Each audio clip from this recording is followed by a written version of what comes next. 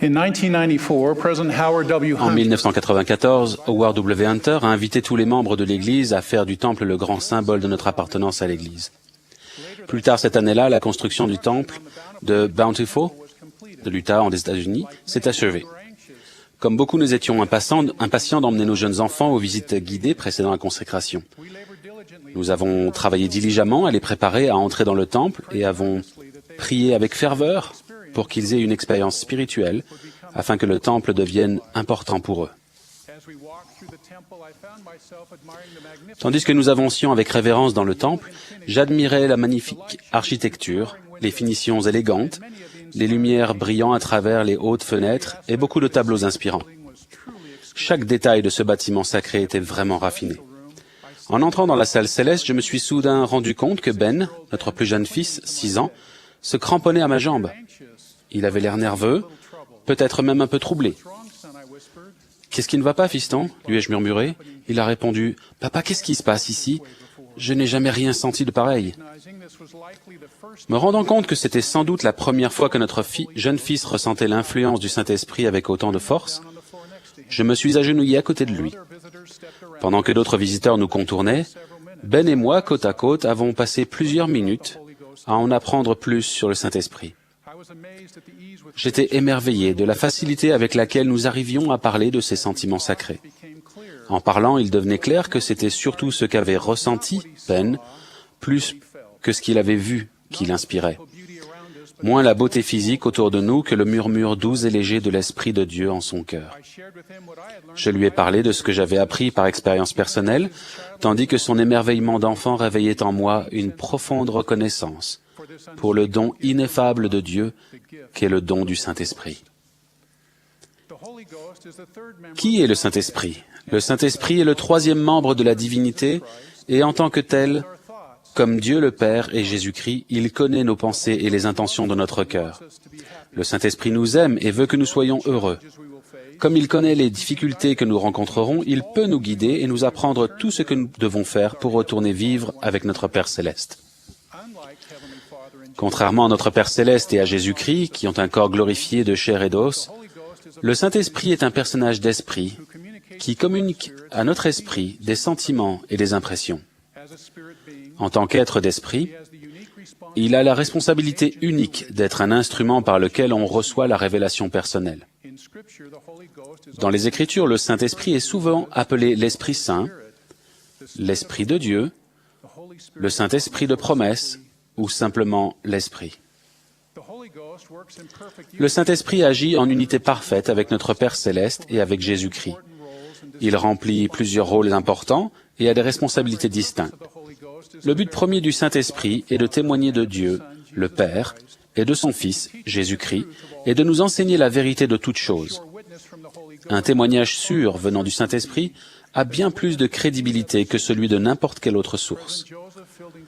Joseph Fielding Smith a enseigné que l'Esprit de Dieu parlant à l'Esprit de l'homme a la puissance de communiquer la vérité avec un plus grand effet et une plus grande intelligence que cela pourrait se faire par le contact personnel, même avec des êtres célestes.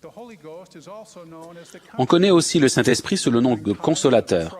Dans les moments d'épreuve, de désespoir ou quand nous avons simplement besoin de savoir que Dieu est près de nous, le Saint-Esprit peut nous consoler, nous donner de l'espoir et nous enseigner les choses paisibles du royaume pour nous aider à ressentir la paix de Dieu qui surpasse toute intelligence. Il y a plusieurs années, lors d'une réunion de notre famille élargie pour un repas de fête, mon père a commencé à jouer avec plusieurs de ses petits-enfants. Soudain, et sans signe avant-coureur, il s'est effondré et est rapidement décédé. Cet événement inattendu aurait pu être dévastateur, surtout pour ses petits-enfants, amenant des questions auxquelles il est difficile de répondre. Mais nous avons réuni nos enfants pour prier et lire les paroles des prophètes du livre de Mormon sur le but de la vie. Et le Saint-Esprit a personnellement consolé chacun de nous. D'une manière difficile à décrire avec des mots, les réponses que nous cherchions sont venues clairement dans notre cœur.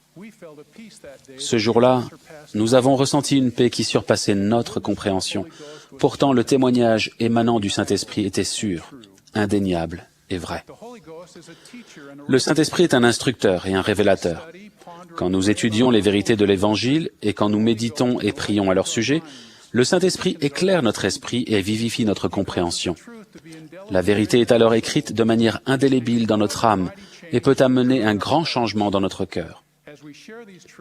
Quand nous parlons de ces vérités avec notre famille, avec les membres de l'Église et avec nos amis et voisins, le Saint-Esprit devient également leur instructeur, car il porte le message de l'Évangile dans le cœur des enfants des hommes.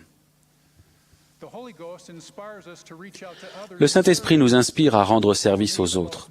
Pour moi, les exemples de la vie et du ministère du président Monson, où il a suivi les murmures du Saint-Esprit au service des autres, sont les plus mémorables. Il a dit « J'ai appris que dans l'exécution de nos responsabilités, lorsque nous donnons suite à une inspiration silencieuse et agissons sans retard, notre Père Céleste guide nos pas et nous donne des bénédictions à nous et aux autres.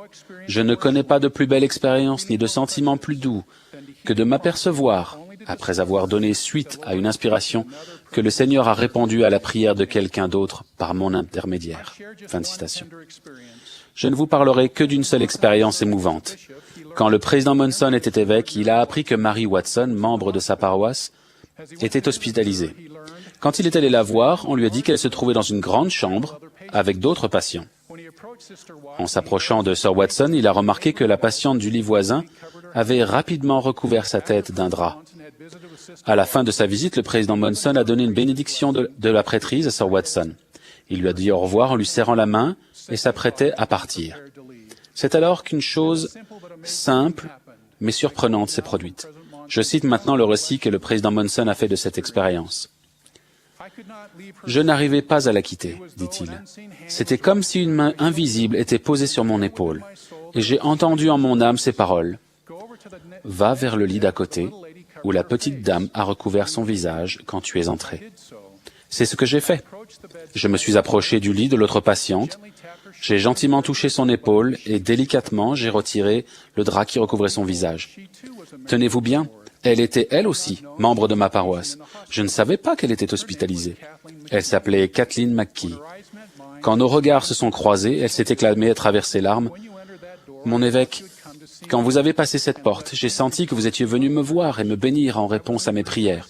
Je me réjouissais de penser que vous saviez que j'étais ici. Mais quand vous vous êtes arrêté à l'autre lit, mon cœur s'est brisé et j'ai su que vous n'étiez pas venu pour me voir. J'ai répondu à Sir McKee, « Peu importe que je n'ai pas su que vous étiez là. Ce qui compte, c'est que notre Père Céleste l'ait su et que vous ayez prié en silence pour avoir une bénédiction de la prêtrise. C'est lui qui m'a poussé à m'immiscer dans votre intimité. » Nous avons tous des expériences avec le Saint-Esprit, même si nous ne les reconnaissons pas toujours. Quand des pensées inspirantes viennent à notre esprit, nous savons qu'elles sont vraies grâce aux sentiments spirituels qui entrent dans notre cœur. Boyd K. Packer a enseigné « Le Saint-Esprit parle d'une voix que l'on ressent plus qu'on ne l'entend. On parle d'écouter le murmure de l'Esprit, mais on décrit le plus souvent une manifestation spirituelle en disant « J'ai eu le sentiment ». C'est grâce à ces sentiments sacrés venant du Saint-Esprit que nous savons ce que Dieu veut nous faire faire, car comme le dit l'Écriture, c'est là l'esprit de révélation. En instruisant Ben, notre fils de 6 ans, j'ai pensé qu'il était important de faire la différence entre ce qu'il ressentait, qui était l'influence du Saint-Esprit, et le don du Saint-Esprit qu'il recevrait après son baptême. Avant son baptême, quiconque recherche honnêtement et sincèrement la vérité peut ressentir de temps en temps l'influence du Saint-Esprit. Toutefois, recevoir la compagnie constante du Saint-Esprit et la plénitude de toutes les bénédictions qui y sont associées n'est accordé qu'aux membres dignes et baptisés qui reçoivent le don du Saint-Esprit par l'imposition des mains de frères qui détiennent l'autorité de la prêtrise de Dieu. Par le don du Saint-Esprit, nous recevons plus de moyens et de dons spirituels, une révélation et une protection plus grande, des directives et des conseils sûrs, et les bénédictions de la sanctification et de l'exaltation dans le royaume céleste qui nous sont promises. Toutes ces bénédictions nous sont données suite à notre désir personnel de les recevoir, et se produisent lorsque nous mettons notre vie en conformité avec la volonté de Dieu et recherchons sa direction constante. Quand je repense à mon expérience avec Ben dans le temple de Bountiful, j'éprouve tout un tas de sensations et d'impressions merveilleuses. Je me souviens très clairement que, pendant que j'étais absorbé par la grandeur de ce que je pouvais voir, un petit enfant à mes côtés prenait conscience de sentiments puissants en son cœur. C'était un rappel subtil que je devais non seulement m'attarder et m'agenouiller, mais aussi répondre à l'appel du Sauveur de devenir comme un petit enfant, doux, humble et prêt à écouter le murmure doux et léger de son esprit. Je témoigne de la réalité vivante et divine de la mission du Saint-Esprit et que par le pouvoir du Saint-Esprit, nous pouvons connaître la vérité de toutes choses. Je témoigne que le don du Saint-Esprit est le don précieux et ineffable de notre Père Céleste à tous ceux qui iront à son Fils, seront baptisés en son nom et recevront le Saint-Esprit en étant confirmés membres de son Église. Je témoigne personnellement de ces vérités au nom sacré de Jésus-Christ. Amen.